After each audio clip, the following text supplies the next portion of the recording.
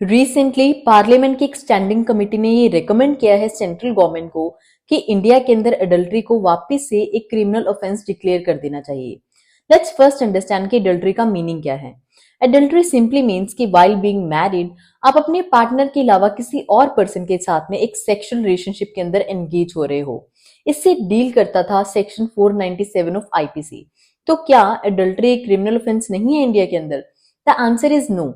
2018 तक ये criminal offence था, पर 2018 में Joseph shine versus union of India के केस के अंदर सुप्रीम कोर्ट के एक 5 जज बेंच ने विच वाज लेड बाय सीजे दीपक मिश्रा, उसने इस सेक्शन को अनकॉन्स्टिट्यूशनल डिक्लेयर करते हुए इसे स्टक डाउन कर दिया।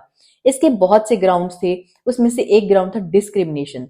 नाउ द प्रॉब्लम वाज कि ये जो सेक्शन है ये सिर्फ पनिशमेंट की बात करता है for male gender, not for women.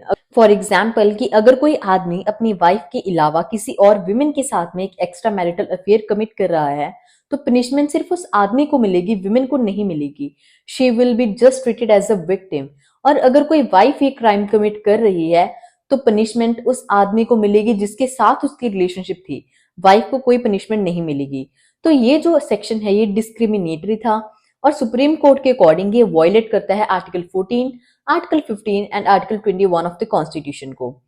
तो प्रेजेंटली एडल्ट्री क्रिमिनल ऑफेंस तो नहीं है, but it can be a valid ground for divorce और फॉर फाइलिंग सिविल डैमेजेस।